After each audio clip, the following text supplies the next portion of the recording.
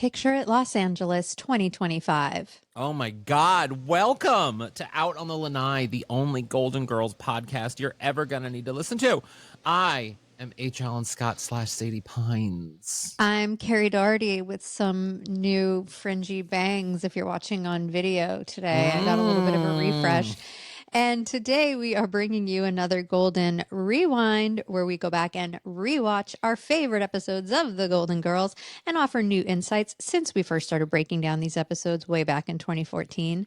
And it's time to install a pacemaker and put on your inflatable teal vacuum slacks because we just rewatched season 5, episode 17, Like the Beep Beep of the Tom Tom. I mean, the best title of an episode, I think, potentially ever. But also, this episode and the jokes on this episode, it was like a joke palooza. More than it felt. I mean, that's something that I love about the later seasons is that they feel so joke heavy. Like even jokes that aren't even related to the actual A story. It is just like joke on joke on joke. I felt like this episode was like switching from going to like a grocery store to going to Costco. Like you're getting your jokes in bulk. You're getting your money's worth. And Sophia was basically doing a stand-up set. I mean, Sophia, my God. That was the first note I wrote. In my notes, I wrote, oh my God, Sophia has so many jokes at Blanche's expense. Like after her surgery, Sophia goes, she's fine. She'll be up and back on her back in no time. There were so many jokes at Blanche's expense in this episode. And she killed it. Every single one. There was never one that failed. It was almost like she was Joan Rivers. She felt very Joan Rivers-y. Well, I will say, and this brings me to the Rusty Anchor happy hour, there was one joke that gets a huge laugh in this episode that doesn't make any sense. And there's a reason it doesn't make sense, but it's the joke where Blanche is really upset and she's at the kitchen table and she's like, I have no reason to live or whatever. And Sophia goes, so who's for popcorn? And it gets a huge laugh. And yeah. I remembered always watching it and being like, I don't get it. Like when I would watch it on Hulu, I'm like, I don't get it. But then I realized there's a whole deleted giant chunk of that scene. And that's actually, of an earlier scene. And that's actually a callback. And so it might be available on the DVD. I'm not 100% sure, but I did find the deleted scenes. And that's what we're going to watch in the Rusty Anchor happy hour. So for anybody who watches these on Hulu, watches them on TV, and you're like, why does that popcorn joke get such a big laugh? It's because it's a callback to an earlier scene, earlier jokes that were cut, and it is actually really funny in context. I love that. We're also doing a watch along this weekend, so if you're listening to this in real time and you want to join the watch along, you can join at the $8 level, and you can join us for a nice little watch along. Look at me, I'm plugging. Yes, you're so good at plugging. Yes, this Sunday, May 25th at 4 p.m. Eastern, 1 p.m. Pacific time. If you want to join our watch along, we'll be watching Yes, We Have No Havanas, and you can do that at patreon.com/Golden Girls Podcast. That's a different episode. I know, but that's what I think of. Fidel Santiago. But yes, you can head over to the Patreon. The $8 a month is what gets you in for the GG Live watch-along parties. I'm so happy to be back. We had a month off there, and I love our watch-along parties. I can't wait. Fun. Wait, but I do want to talk about, so the you brought up the DVDs and like the episode and everything. Recently, Apple, or I think in general on streaming, it had a discount that you could buy every season of the Golden Girls for like $5 or something on total. No, well, every season. So each season was $5. Okay, that's more. They're worth more than that, but go on. Well, they usually are like $20 or $30 a season or whatever, and I don't usually buy them in that format because I have the DVDs. And I have, of course, no ads, Disney Plus, Hulu, whatever. So, like, I don't ever have them in that. But I was recently taking a lot of trips because I've been back and forth between here and New York. And I was like, this might be my moment. So, but our Apple account is like, we have like Michael and I have like a shared Apple account. And it's his credit card on our Apple thing. So I turned to Michael and I was like, can I buy every season of the Golden Girls for $5 each? like a child I love asking that. his mom to buy like For whatever money to go to the ice cream truck. Can I have $1? literally. And he was like, yes. So I did. And you know what I did on the plane ride to New York City? I did not sing "Over There" whenever I got nervous. No, I didn't. That's a thing from this episode. I did not sing that. Instead, I did what I always do on a plane. I turned to the two things that calm me down: the Golden Girls, which I downloaded, my favorite episodes, which I know I can do on Disney Plus, but I did it on the Apple thing because I own them now. And I listen to Adele. That is like my therapy. I listen to Adele on Takeoff and Landing because my thought process there is that if I die on Takeoff or Landing, at least I'm dying with someone that I enjoy. Mm-hmm. Yeah, that's a really good way of thinking of it. I can't watch anything on Takeoff and Landing. I need to be sitting there with my eyes closed. But I also feel like I'm starting to realize that my anxiety with flying, I can't close my eyes on Takeoff and Landing because I feel like I feel the plane more. Like, you know how like blind people's senses are crazy high or whatever? I feel like when I close my eyes on a plane, I feel the plane go to the left. Your other senses right. are and really it's heightened. Yep. terrifying. Yeah. Terrifying. I get that. Oh my God. A baby and a dog threw up on my last flight. A baby and a dog. Oh no, like near you? Yes. Oh, that must have God. been smelly. What is up with people? Listen, I'm an animal person. I am. I love an animal and I get all happy around animals. Your tiny little dog is not a service dog, first off. Secondly, How do you know? it might be, but we know what you're doing. We're all in on your game here. Like we understand the need for the. I'm sorry that the little yappy dogs are not providing the comfort that a golden retriever is. I'm sorry. I know this is controversial. Anyway, We're going to get a lot of comments. I'm just saying some dogs that, and then they want you to hold it, and they want you to think the people. Who's asking you to hold their dog? They have the little dog and they think it's so cute and they expect everyone else around them to acknowledge the cuteness of this dog. I'm going to admit this right now. Elliot Glazer's like this. Elliot Glazer is this type of dog owner that insists on other people thinking his dog is cute, and his dog is cute, but I'm just saying the insistence of it is a little bit a line Don't they too have far. to keep a little dog in a bag? No, that's the thing. They don't. They're not doing it. And so on the plane, this person was holding the dog, and she was all like licking its face, and it was licking it back. She was licking its face? Yes. She was licking the face, and then she was noticing other people notice the dog. She's like, yeah. And then like an hour into the flight, this dog throws up. Just throws up. And she freaks out. She doesn't know what to do. She's she's all flustered by this throw up, and I'm like, because you got your dog should be in a bag. Maybe you shouldn't be maybe it puked because she was licking its face. Maybe being flailed around. Look how cute he is. Anyway, so that caused a commotion, and then like a half hour after that, a baby, which I'm fine with a baby on a plane, a baby throws up, and the mom literally was just like, "Yeah, it's fine. It's what it is. We'll take care of this." Like literally, she handled it. I mean, I get that as a mom. Yeah, of course. She was just like, this happens. And you know what? She didn't cause a commotion. Nothing. This woman who had the tiny dog, she was the epitome of bad dog owner, but she was like freaking out and everything. It was, but I had my golden girls. I was going to say, well, wait a second. I was trying to picture what that was like. Like you have this dog, just this woman flailing this dog around, and it's puking like projectile. It's never mind, I'll find. No. I was watching. Like you. I was watching. I listened to I Drink Wine a lot on Takeoff and Landing.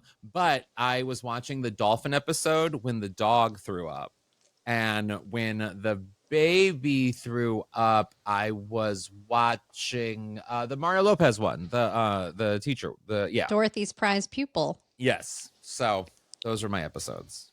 Very good. My wow, God. what an adventure. I'm home.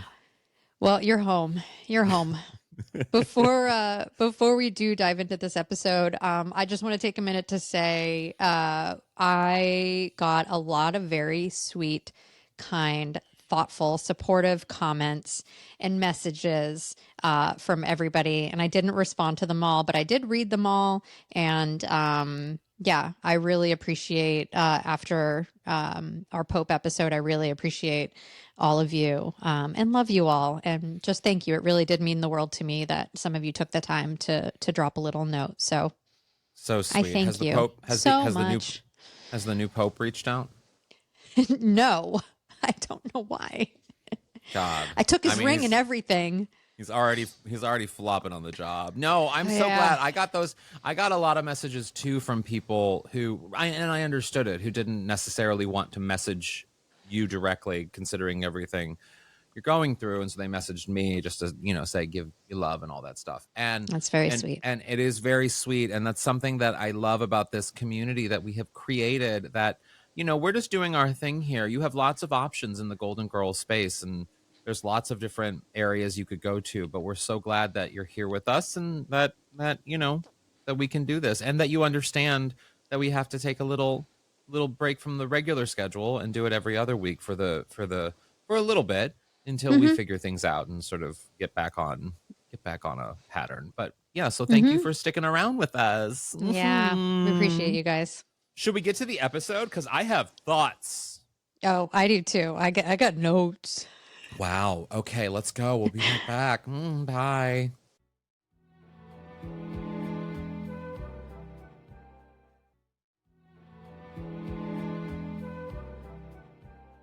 Okay, so obviously this episode gives us Rose's iconic vacuum slacks, which we'll get to. Do you We'll get to remember in a at bit. Golden Con the person who wore vacuum slacks?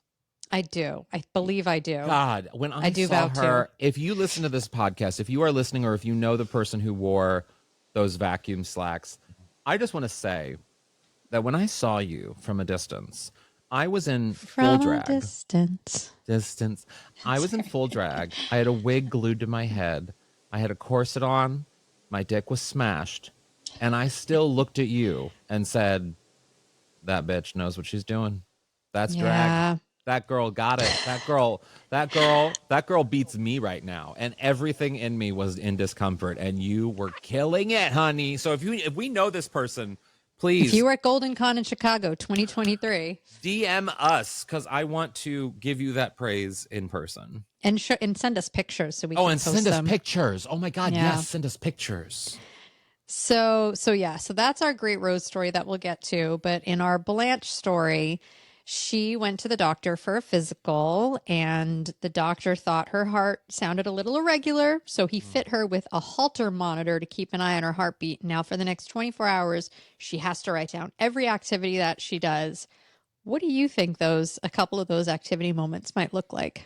Well, see, that's what I was wondering, because I recently also had to do this for tests, not a Holter monitor thing, not like a heart thing, but like I had to abstain from, I had to have a high protein, no salt, whatever, no bread diet for like a week going into the doctor visit for lab work. And oh my God, I have never been more regular. But I also was like, stressed. I was stressed. I was feeling it, and I was keeping track of everything I was eating and everything. And it is exhausting. And I found myself intentionally doing things so that I would look good to the doctor on my report. Do you know what I That's mean? so funny. You're Which like, is not like how I normally live.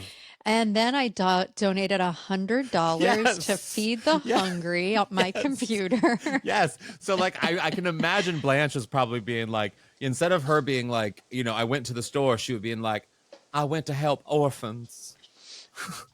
I feel like she would do things to try to turn the doctor on. Like, and then I watered the lawn wearing only my sheer nightgown and kitten heels. Yes. Yes, she totally Then I would. went to the grocery store and a man thumped a couple of my melons. Oh, can I tell you? I have I've only started buying heels that Blanche would wear, like for my drag. Like Clicky clackies. I only wear clicky clackies. I only wear clicky clackies. Pretty sure that's like the official name of it. That's the formal. Yeah. Like ask Michael, he would know. But yeah, I think they're called clicky No, I think we need to ask clackies. Alaska. I think she would know, because she's the one who turned me on to these shoes. But now I only wear shoes that like basically Blanche would wear. These little Clicky black clackies. clicky clacky, like I'm here, and I'm walking in like Blanche. I'm here. Click, clack. You can't run in them, but you can oddly do dance moves. Like it's like a whole thing. Oh, I would want a little pair of heels and yeah, something like sheer and long just so I could Yeah. like walk with my arms up and come Yeah. into a room. Girls. Well, I've also noticed I started doing that because I have a bag that's like I have to hold, and I now put it on my arm and I hold it like, like Blanche would. I'm becoming Mm-hmm. Blanche, is what I'm saying. Yeah, I mean, honestly, but lean into it. Mm. So Blanche has the test done. After she gives the Holter monitor back, the doctor says he wants her to go to the hospital for more tests. And now Blanche is a little nervous. And this is where the Golden Girls does this so well. You get this sort of moment of serious drama that's just undercut with a hilarious joke. And it was one of Yeah. Sophia's many jokes, as we pointed out earlier. But Yeah. Blanche is like, it's like the dun dun dun part where she's like, if it's as bad as he thinks he is, he might want to put a pacemaker in me. Sophia's like, everybody's got a name for it. She is so good this She episode. is I so don't good know. in this episode. I mean, I know she was nominated. I think she was nominated every season for Best Supporting Actress, but I want to know if this was this episode they submitted because she is so good. She's so good. What do you think Blanche, like what do you think Blanche would nickname a pacemaker? Well, I mean, if we're going in like the things that stress her out, where she's like feeling kind of a certain way, it probably would be a color like she did with magenta. So I would Well, no, when imagine, I say pacemaker wink, I mean, what do you think she oh, a nicknames dick. a dick, a penis? Yeah, penis. Oh, well, I think it also depends on the gentleman. So like, she's now we see the gentleman she's dating in this episode. He's a man of a certain age who rolls up his blazer sleeves, which I guess, 1990 was a time for that. But so I'm imagining his penis would be called what would his penis would be? What would his penis be called? I didn't think I'd say that sentence today. I What would feel his, like Jake, I think would be called a giant oh, redwood. wait, why? I don't know, because redwood trees are big and Jake has See muscular now, arms. no, no, no, no, no, no, no, no, no, no, no. What? All Jake's, right. Tell me what Jake's, everybody already knows. Tell me what everybody in the Golden Girls community knows about Jake's, the no, size of no, no, Jake's no, penis. no. It's not everyone in the Golden Girls knows. I'm just saying he has a nose tattoo, so Blanche probably would lovingly call his dick honker. Oh, yeah, you're right. Come give me your honker. You're right. You're right. Yeah. Okay, so the guy who rolls up his sleeves would be. See, I don't even. He's kind of lame to me, but he would be Mr. Saturday Night because he was wanting some. He was wanting it this episode. Mm-hmm. Yeah, he was. He's like, I guess I'll just push the car home. I mean, do men stop masturbating at that age? I mean, I think that's what he meant by push the car home, that he was going to go have some solo time. And see, now, I mean, I guess he was going to get out his energy by pushing the car home, but I don't know how. Maybe is pushing the car home going to make your boner go away? I don't know. I would just say, excuse yourself and just go rub one out. Yeah. I have to use the restroom. But like, but like in her bathroom. When you Come on, date's over. I mean, I don't know. I'm gonna have to like wait around for you to then like leave the house. Like, If he's anything like someone I know, he could get it done quick. well, Blanche also has a really great line where she exits the room and she's like, lamenting to all the other women. And she's like, I just want to be young and beautiful and healthy again. And Dorothy's like, Blanche, that's what we all want. And she's like, I know, but I deserve it. I mean, that made us laugh out loud, I literally. laughed so hard. And that's what's so great is like Blanche is facing something very serious that like, would scare anybody. And yet she's still just as vain, just as worried, all of those things. Yep, putting makeup on at the hospital. Yeah. So I do want to jump over to the B story for a minute because we do have our first clip, which I'm so excited to play. So Rose has brought home some weight loss products from work that she has to try out, which in and of itself is like ridiculous. Mm-hmm. Like, how is she supposed to? Anyway, I don't know. What I do love is that she carries it all in a giant bag with a cat on it. Yeah. Like I was like, Rose brought that from home. She like had it, or somebody gave her a birthday gift once. She was like, cool bag. I'm going to keep it. That just felt like such a fun little Rose detail. Yeah. Yeah. So yeah. So first she tries the vacuum slacks. So we have to, of course, we have to play this clip because You it's have so to. iconic. This You is have iconic. to. You have to.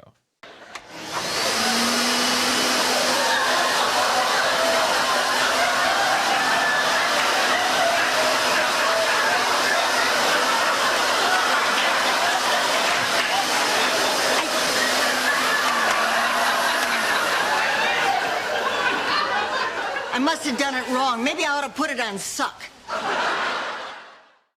The way she hits the word suck is so funny.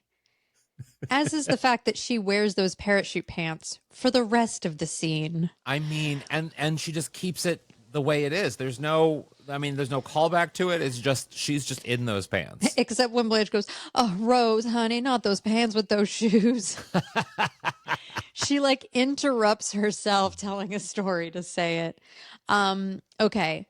I was actually curious to see if vacuum slacks were real. So I did a little Google and I found two things.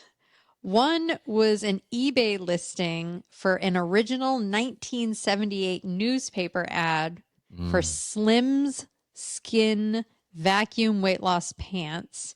Isn't Slim's the name of, is that Kim Kardashian's clothing company? No, or Skims. Skims. Okay, so I mixed Slims and Skin. Slim Skin, Skims. But the Slim's Skin vacuum weight loss pants ad, there's no actual picture of the pants in the ad. It's just I burped, a skinny model in her bra and in her underwear, and then like a bunch of copy, like a bunch of text that I couldn't read. I was like, okay, so someone at some point sold weight loss pants. Then I found there's a company that makes designer pants called Vacuum Pants. And here's the description for them. They're insane. It says, these pants might look like a normal pair of tailored pants, but look again. The fabric manipulation creates a dynamic wrinkle effect on the striped material. So basically, it literally they just look like wrinkled pants that you spend $500 on, but that's the look they're going for. Oh, I've seen those. Yeah. It's ridiculous. I was like, every fiber of my being wants to put those in the dryer on the hot cycle to get those wrinkles out. Can I tell you, I cleaned the filter off my vacuum today and it really made my day. I know how much you love your vacuum. As I was cleaning it, because I have to let it dry for 24 hours now. And as I set it down on the towel and I looked at it where it was going to live patiently for 24 hours to dry, I thought to myself, we're going to have so much fun in a day. We're going to have Oh man, so do you know what much you're going to fun. vacuum first with the fresh new filter? I do actually, because I was just I was taking the couch apart and I was like, oh, this needs to be vacuumed. And That's now, beautiful. You can use an attachment for that? yeah, I am. I have the bag of attachments here, and it makes me Can you show us your attachments? Yeah, hold on. I mean, they're under a lot of stuff, but yes, I can. Here, it's this. Oh God, hold on. I have a lot of bags. There's a lot of Prada here. It's this. Half of our listeners are like, Kerri, are you fucking kidding me? It's this big bag, and I have so many attachments. All shapes and sizes. All methods of suck. Look at all of these. Wow. What's that curvy one for? Well, I'm so glad you asked. I have so many. I love the brush ones. Yeah. I have so many in this bag. The curvy one is to get around like high things that have like the curvature wall things and everything. Yeah. And it adds a different dimension, and then the one that like. Yep, with the hose, the stretchy accordion. Oh, look at that. Thank you for sharing. You're wow. very welcome. Everyone's watching. Sorry, anyone listening. Someone's turned on, though. Yeah, Someone's turned on watching They're all that. Dyson attachments. It's an investment, but it's worth it. That's it. Back to the episode. So after the vacuum slacks, Rose tries a flab stimulator, which kind of looks like Blanche's Holter monitor, and she says it takes out unwanted fat deposits. And what is it? Is it Dorothy or Rose or Sophia who says something like, "Does it come in a hat?" or something?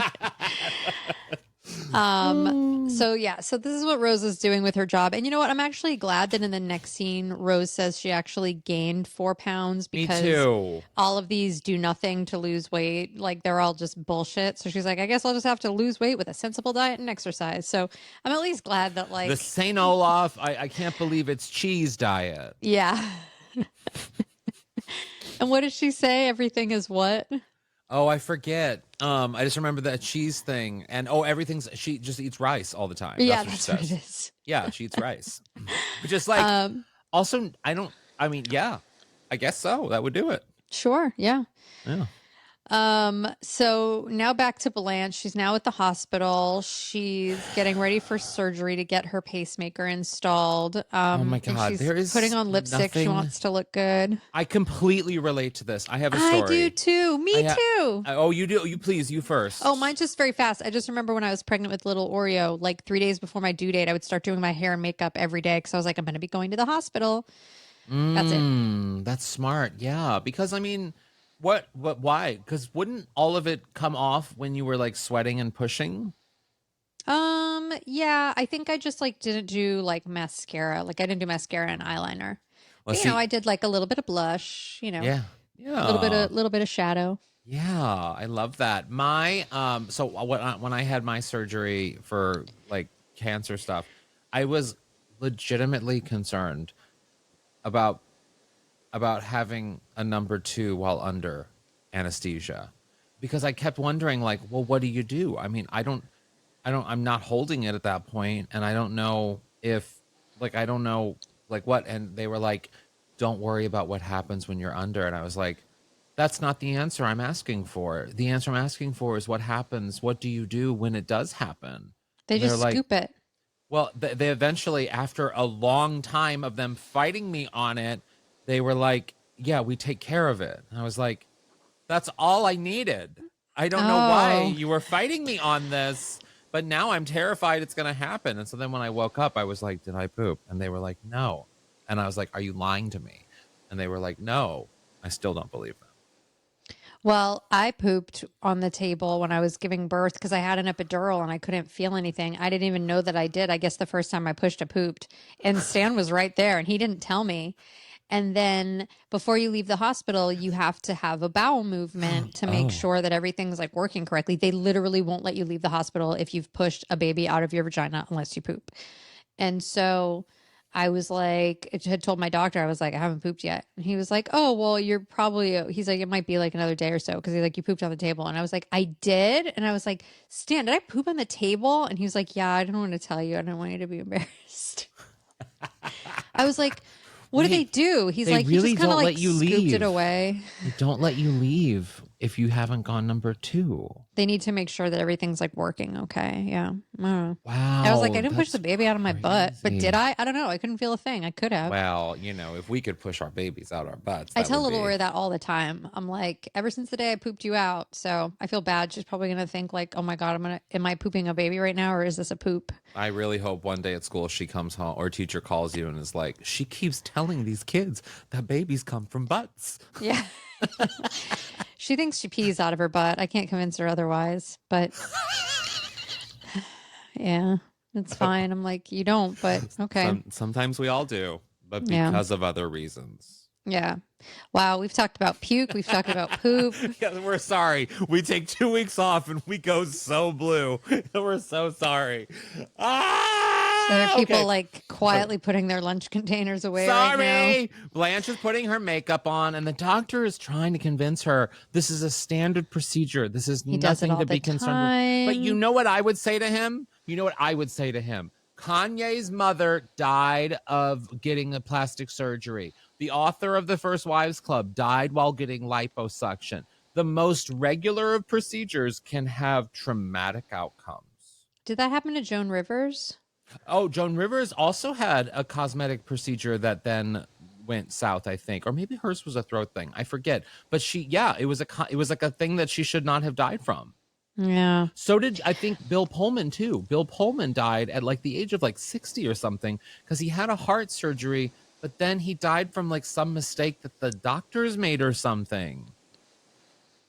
I'm just shaking my head with disapproval. Yeah, me too. That's why Blanche should be ready, is what I'm saying. And asking and questions. I think she has every right to be nervous. Of course, Dorothy was nervous about her foot surgery. They're always nervous, but you know, Blanche learns for the first time that even though the pacemaker itself will be invisible, she'll have a scar just beneath her collarbone, which means Blanche will have an actual physical representation of getting older and what she considers to be the loss of her perfectly good looks. Because, as she says, my clothes are all off the shoulder sooner or later. I mean, I can relate to that. I can relate to that. It's a concern. It sucks. Yeah, she does not want a visible scar. And I'm sure she's imagining like men are going to ask her on dates. Like, oh, And what then is they're gonna that? have- That's. I mean, I have You that know? with my chemo, with my testicular cancer thing. I have this big incision that creates like a weird thing in my stomach, and it's like, it's my lot in life, you know. And everyone says it's like, oh, it tells the story. It tells a story about what you've been through, and it's like, fuck that story. I want to look hot. You're like, I have a mouth that can tell the story. Yeah. There are other ways for me to tell that story. You guys have been with us for 10 years. You know I can tell an annoying story. So, like, I don't need a scar to do that. But it's so beautiful. Oh, go fuck yourself. We need to take a break. Okay, all right. And We'll play we a will great be- clip. We'll play a great clip when we get back. Yes, we will.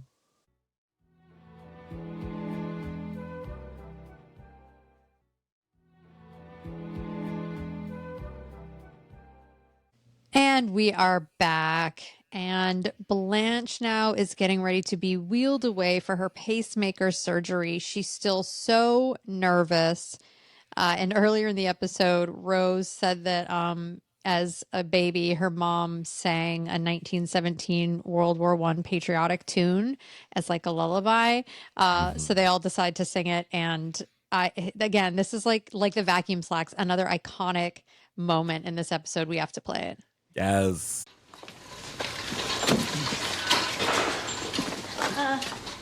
Over there,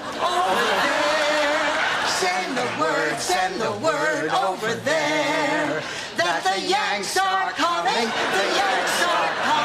the drums rum-tumming everywhere. Send the word to beware. There are moments on the Golden Girls, there are lines, there are things that have happened on the Golden Girls that then define how I hear those words or things forevermore. Like, for example, whenever I hear the boom boom boom boom boom boom boom boom boom boom boom Mr. boom, Sandman. of course I know the song and the song's iconic and whatever, but it's Dorothy's moment where she goes, yes. And I can't not do it. I cannot not do it like Dorothy. And whenever I hear the phrase over there, I can't not hear them singing over there. Send the. I mean, I just can't. Are there anything else on the Golden Girls that like have changed the way in which you hear those things? What's funny is, well, one thing is about the Mr. Sandman when Dorothy goes, yes. I think for some reason we just turned her into like the Big Bopper. When we did that impression of her. Yeah. Yeah. I mean, anytime anybody talks about Medicare. Oh yeah. You know, it's of course. thanks for the Medicare. Yeah. You can't do it. You just can't not. Yeah, I mean, magenta, if there's anyone ever brings up the color magenta, like that, I can't not associate it with that. There's, every time I hear, and this happens every Saturday night for the most part, every single time at the end of the sketch, the opening sketch on Saturday Night Live, I hear Rose going, and I think of the great joke, come closer, come closer. And then that beautiful, beautiful pregnant pause that you think it's going to be emotional. And then Betty White just goes, live from New York, it's Saturday night. And it's just so That's perfect. so funny that something so iconic as live from New York at Saturday night, for you, it is not attributed to any of the episodes in which that was an iconic moment after Betty a sketch. White. It's just Betty White. It's just Betty White saying that. It is just, I can't. Them singing over there and then the veterans saluting at the end, like what a cherry on top of a sundae of a great joke. Yeah. It's Yeah. so funny. It's so funny. It's just, And they are all so serious and committed to this song. And the fact that this song, what I love about it is, we love a callback. We love a callback. And this song becomes a callback and then another callback coming up. And it just becomes this constant point of reference for the episode that is just so good. It's so good. What a way to, bring, a 1917 patriotic tune back into the mainstream. Yeah, crazy. So Blanche has gotten her surgery. Back at home, she's been healing all week. And there's a kitchen scene. And this scene is actually the thing that's going to tie into what we're showing on the Rusty Anchor Happy Hour, because it's this scene where there's a whole chunk missing. And there's a chunk missing because there was a fear of a lawsuit, is what I'll say. There was a fear of a lawsuit. Subscribe to the Patreon. Gotta subscribe to the Patreon. But I do want to play a moment of this scene because there's a really, really great Dorothy joke. It's just, and also just great Rue McClanahan acting. I love it. I love it. Perfect. I am not back to my old self. As a matter of fact, I may never be. What are you talking about, Blanche? Listen, I know this sounds crazy, and if it hadn't happened to me, I wouldn't believe it either, but while I was being operated on, I had an out-of-body experience. I was floating, looking down at myself. It was like... Like the mirror on your bedroom ceiling?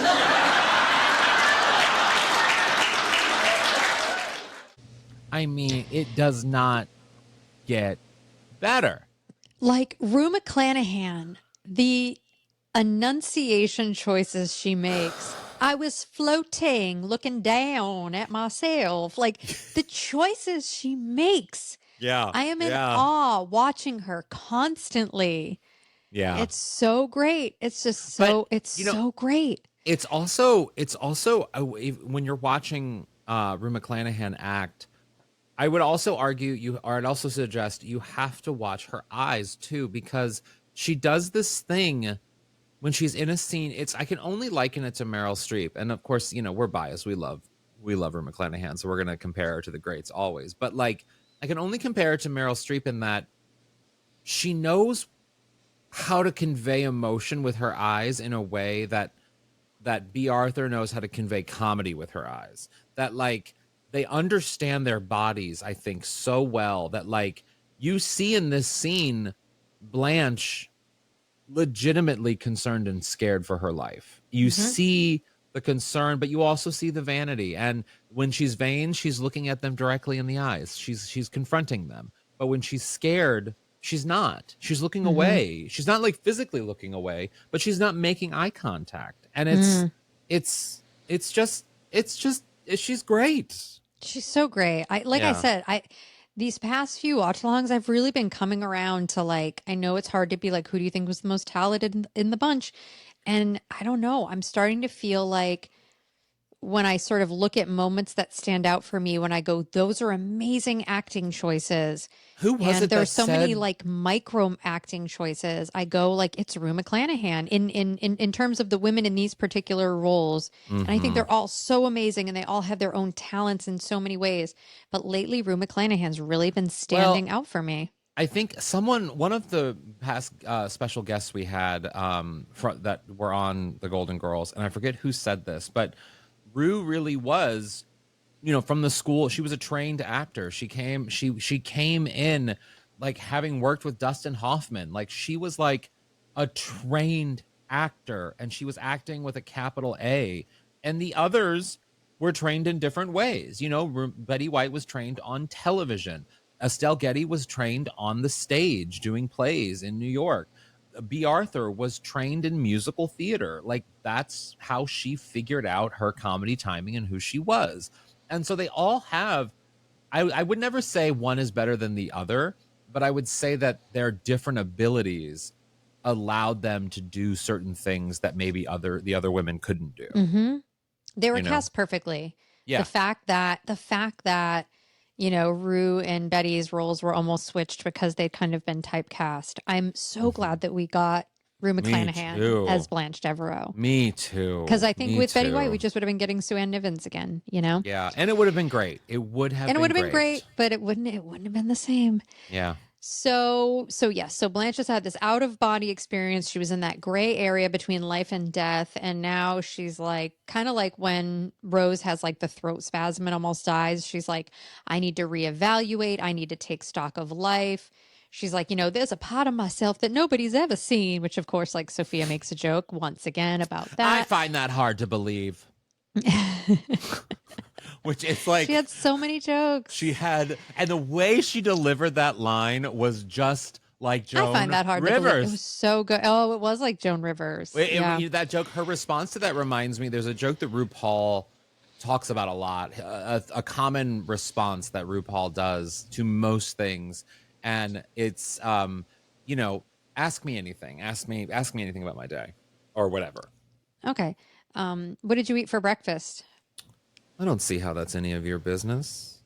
That's great. And it's just like, and the way Estelle Getty delivered that was similar to that in that it just works. It just works as a response. Yeah. It just works. It's so great. It's so great. So for Blanche, what this means for her, it means she's going to give up sex because she wants to go out while she's on top. It's like it's better to burn out than to fade away energy, Yeah. Yeah, sure. Because she's worried. She's like, now that she has a pacemaker, she's worried that she's not going to be able to bring that level of passion and theatrics. That is Blanche Devereaux, the woman that has a mirror on her ceiling that's been referenced multiple times in the episode, like when her and her sister Charmaine are like crying and they just look up and they wipe their makeup on the ceiling. Yeah. And she likes outfits, she likes stuff. For me, whenever I think of like things that could like take some years off my life, like this is like a serious, like you could die instantly, I guess. But like, if there are certain things like they say, like, oh, eating this will like take years off your life or doing this take years off your life. My go-to in my head always is, well, those years suck anyway. I don't want to be 90. Like, I'm sorry. Not all of us are as rich and as comfortable as Betty White at the age of 90 something. Like, I'm not going to be that. I gotta go at like 75. Yeah, you're like, I only have enough money to last me a certain amount. I mean, I don't want to feel those bones of 85. I don't. Yeah. Yeah. So give me the bread. Yeah. Get you all the things. Yeah. So Blanche brings Simon home, who we referenced earlier. Rolled up sleeves. Was it me, or did you also get a bad taste in your mouth when he referred to Blanche as his little girl? Yeah, I mean, but he has rolled up sleeves. I didn't like it. Like it's kind of like the guys who have like the collar up like this. Yeah. Yeah. Yeah. I called her my little girl. I was like, no, she's a grown woman. She's not a little girl. That's gross. Yeah. Yeah. So she's like, it's the end of their date, and he like expects he's going to go inside. She sends him home. She goes, well, no, they have the check. 'Cause she's wearing that beautiful pink and like pink and purple. I think it was. It was like it was beautiful color matching, and it was actually baggier than what Blanche usually wears, probably because she doesn't want to entice him at all. And she goes, I that last time that we made love or whatever she said, the last time. And it's just fortunate that we snapped pictures, which I laughed so hard at. Yeah, that was a good joke.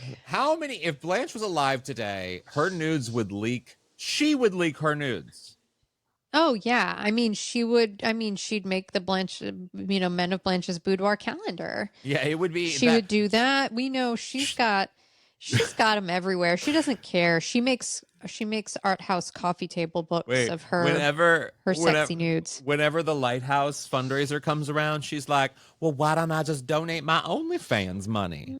That's what she would turn the telethon into an OnlyFans. She would be like, okay, I'm going to reveal my shoulder. Call in now and you'll see more than my clavicle. That's you want more than a clavicle? It's going to be $5, honey.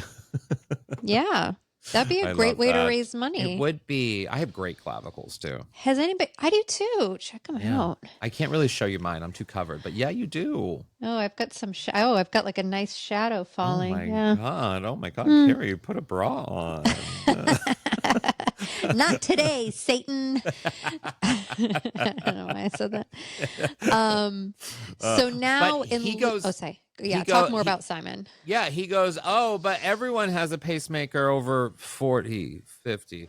And it's fine. You're fine. And then he does a good thing by getting her to feeling like she can do the thing she needs to do, which is be herself. Yeah, but she doesn't get there quite yet. No. Oh, so yeah, we did skip a little bit. We did? I'm sorry. No, that's okay. The only thing I wanted to talk about was her Blanche. So before she tells him, she dedicates all of her time and energy to eating popsicles and making arts and crafts out of popsicle sticks. Yes. That's actually the scene where Blanche goes, I don't care about anything anymore. Life has no meaning. And then Sophia says, so who's for popcorn? That's that scene that we're talking about in the Rusty Anchor happy hour. And then, yes. So then she breaks it to him and he's very, very sweet with her. And he's like, everybody has one. It's okay. And then he asks for a kiss goodbye. And I loved all of the physical comedy that happens there. Like he kisses her, she puts her arms around his neck, but stretches them out to check her pulse on her wrist. Yeah. And then she kicks the door, shut with her foot. I just really liked all the physical stuff that was happening. I just like that whole scene. And I like how it ultimately ends after the girls come home from the movie. With Dorothy wearing this mint green suede fringe outfit. I think that was like the only moment that we got that outfit in this episode. I was like, oh, they just saved it for now. It was a gorgeous outfit. Yeah. So yeah, they were a little worried because they're like, wait, where's Blanche? Wait, Simon's car's out front. Maybe she had something wrong with her pacemaker and she called him because we were at the movies, and they're getting all worked up. I do that. I'll do that. If someone's gone, if Michael's gone too long or something, I'll start thinking like, oh, and then of course I'll go look and find my friends. But like, oh my God, I will panic. That happened to us not long ago. Do you remember? I had the wrong day that we were supposed to record, and I was texting you, and then I was getting really worried. And then I started texting Michael, and I was like, Michael, I'm so sorry. I just don't know where HAlan is. We're supposed to record tonight. I just want to make sure everything's okay. Yeah, and then you were doing a show. I was getting in drag, so I didn't have my phone near me. And I can't see anything when I'm in drag, so like I can't see my phone at least. Because I'm old Michael and texted blind. me back. I am old and blind. But without a pacemaker. Nope, not yet. Not yet. Not yet. I got other things. I got pills to make me do everything, but not that. Not yet. Yeah. So they go to Blanche's bedroom, and do you want to sing it? She comes up, and they're about to walk in, just knock lightly, and then you hear Blanche going, over there. No, I said over there. Such a great way to end the episode. It was such a perfectly tight, perfectly written episode. Kudos to everyone for this episode. Kudos to everybody. Kudos. Oh my God. Over there. It was such a fun episode. I loved it. I love this episode so much. It's so funny. I feel like it's one of those ones that people might sleep on just because it doesn't have the most memorable storyline. Just like, oh, Blanche getting a pacemaker. It is extraordinarily funny. It's such a good revisit. Go revisit it. And you can revisit us in a few seconds when we come back with our golden takeaways. Segue. Look at that segue. CNN, I'm ready. Breaking news. Paul Blart Mall Cop, get ready because HAlan's got a segue for you. I turn my light off. You're a mess. I'm embarrassing.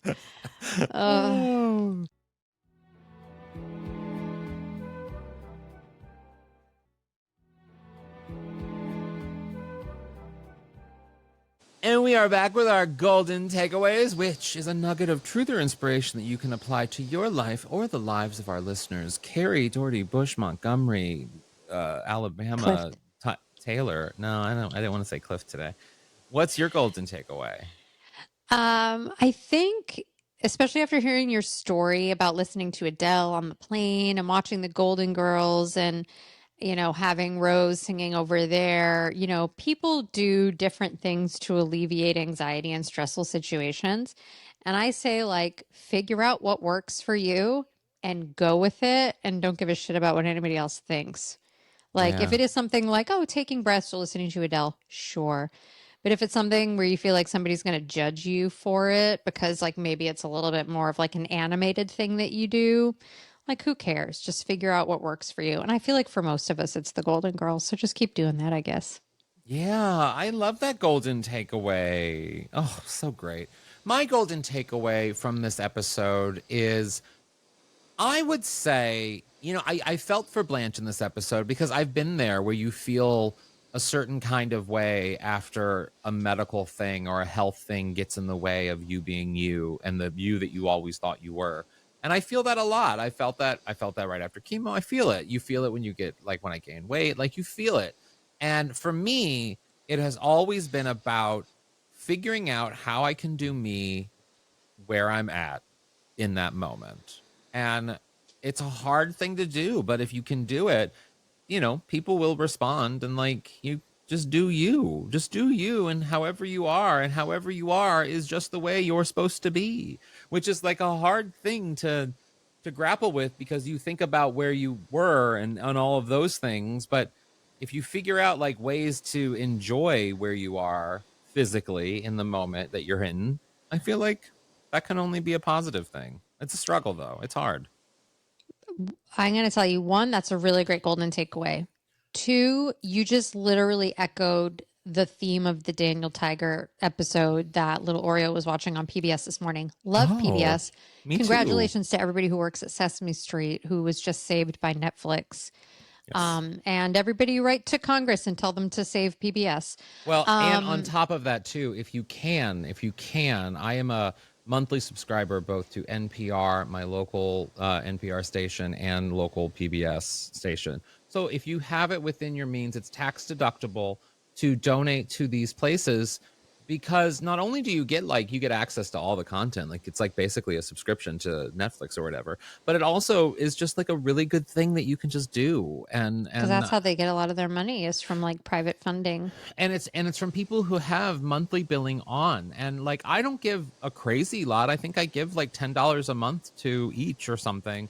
No, I give $10 to NPR, $10 to PBS, and then I give $5 to KCRW or something. And, like, and it's like it's just, I don't know. I feel like I'm a part of what I'm supposed to be doing, because I listen to that stuff. I believe in that stuff. I believe in that reporting, which I think is another massive thing. I believe in PBS News and, like, the news that they are delivering, which is unbiased and it is fair and it is without all of the breaking news logos going off every second. And it's not sensationalized. It's not sensationalized. It is just information that you need in order to exist as a well-informed human. And so I implore you, if you have the means, to definitely go support in that way. Sorry, I took over your thing.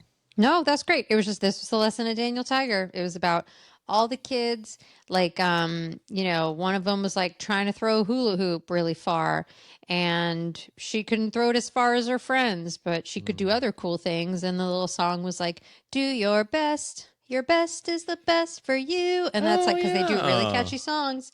And it feels like that was, that's what we're all just doing. Just do your best. The best, that's the best Do your for best. you. And that is all you need to be. Yes, definitely. Yeah, wow. Yeah. Went from poop to puke to, like, some real deep stuff here. Wow. You know why? Because that's live. I don't know the rest of that song. Clearly. Yes. Everyone, this has been another episode of Out on the Lanai.